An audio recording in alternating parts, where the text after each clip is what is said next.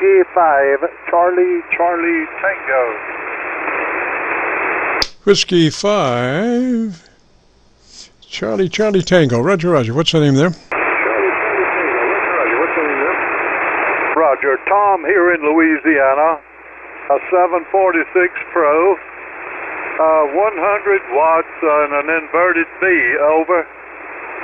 Roger, Roger, Tom. Well, you got it all going in the right direction, sir. I'm copying you about 8 dB over the Georgia SDR noise level. Roger, Roger. Noise level. Roger, Roger. Roger, Roger. Is that Matthews remote that you're using?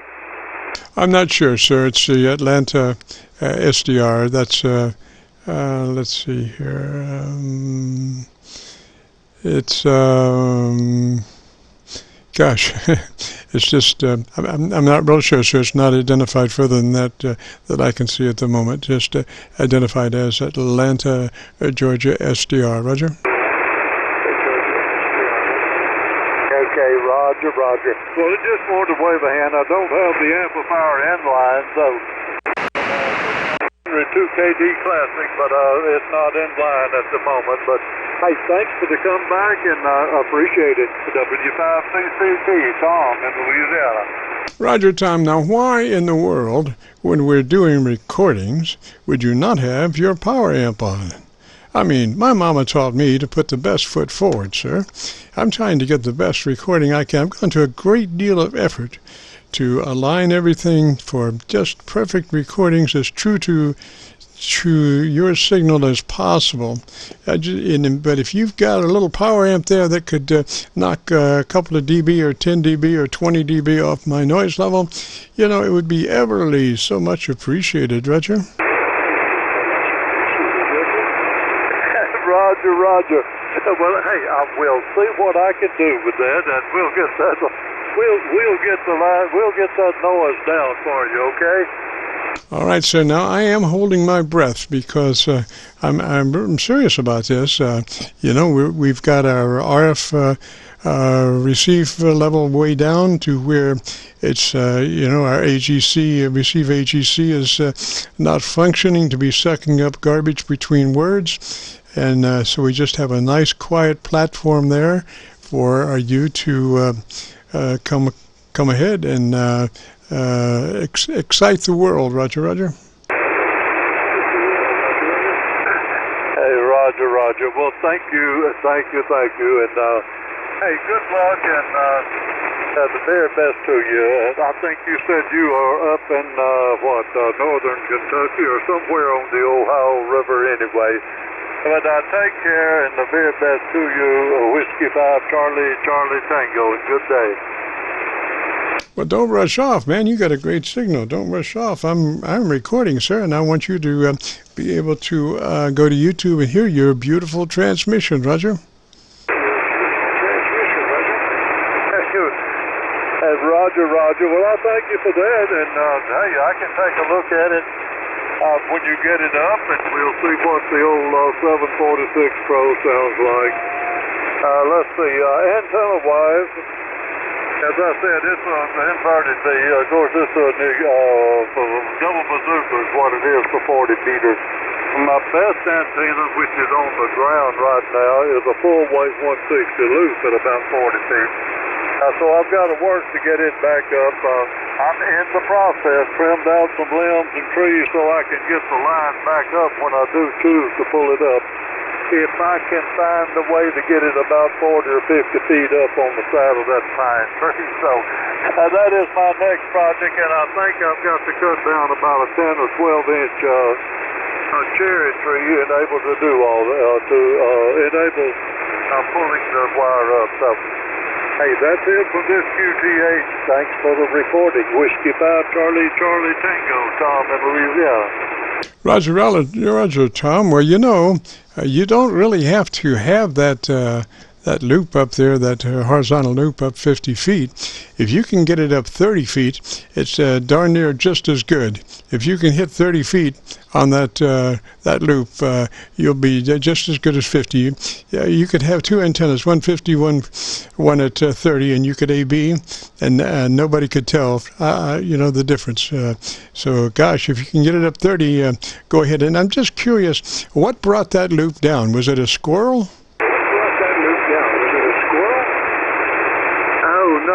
We had a high wind come in about 2 weeks ago, and I had a very tall red oak tree, real slender, going up beside it. Had a lot of foliage on it, of course, this time of year, and the wind took it down and across my loop and wadded it all up on the ground. I've got number 12 insulated wire. It snapped it in two.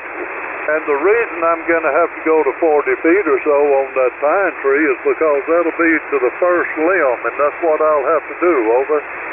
I got you there. Now, with that radio, that wire that broke, was that solid or stranded? Was that solid or stranded? Stranded. All right. Well, that's the way to go. Stranded is a lot more substantial than a solid wire as far as give and take before break. And I always use stranded elements just because of that reason. And the other thing is sometimes you might want to load one end or the other end. In other words, instead of having hard ends, you might put a bucket with some weight in it to load that antenna, so it'll give it some give and take as those leaves, those limbs move about. Roger? Hey, Roger, I have it pretty well floating. I threw my, through my insulator, so it floats, and I put not a weight, I don't got a weight on the end of a bazooka, but my loop I do not have weighted because I have it on 6 trees. And if you get between any two of those trees on a 535-foot loop, if you get 100, 200, 300 pounds on it falling, it's going to snap it no matter what you've got tied to it. So it can't get through the insulators fast enough to take the stress off of it. I've lost it 3 times to ice storms. A big ice-laden pine limb falling across it and pulling it into... And I've been able to get it up really quick up until this time, but this time, like I say, it was going through some small timber, and I'm having a tough time getting it cleared out enough in order to pull the wire back up further. So if I can get it up to that first limb on the pine tree that I'm off, then I'll be able to get the loop right on back up and going again. Roger, Tom. Well, like I say, if you happen to go to Home Depot, go down there and get one of their buckets, and then put 3 holes in it, and then get you 2 or 3 bricks, and use that as a counterweight on one end. You're probably running about 25, 35 pounds. Just spring. It's kind of like spring loaded, but it's it's the bucket that does the thing there, and that'll keep it taut, and it'll also let it expand when some of those limbs move counter to each other. Roger.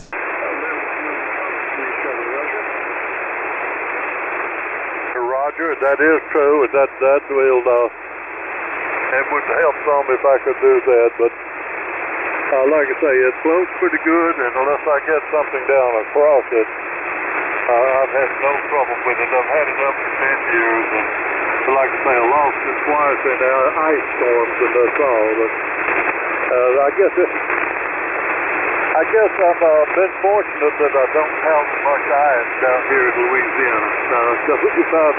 It survived 2 hurricanes over. Oh, Roger, yeah, when you have snow in Louisiana, you have some unusual conditions.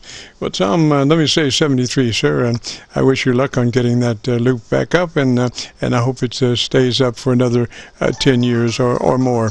Good talking to you, sir. And again, if you want to hear your audio, if you go to YouTube and you call it a search for KC9VKV, followed by today's date, 5/14/21, that will take you to our Qso-Vlog. Well, that will actually take you to this recording. Today's KC9VKV, followed by today's date, 5/14/21, will take you to this recording directly. So 73, Tom, and thanks for checking in, buddy. And your radio sounds beautiful. I'm copying you mostly on the Georgia SDR. You're about 7 dB above their noise level. 73. This is KC9VKV, the Friday afternoon Qso-Vlog net. If you have a radio you want to check out, give me a shout.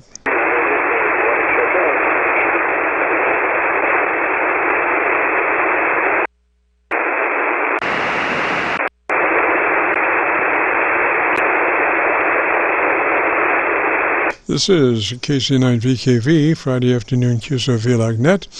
And again, my Milford SDR is down, so I got to try to bring that back up. Come on there. There we go. And it's on frequency. Yay. And we've got that back up. This is KC9VKV. If you have a radio you want to check out, give me a shout.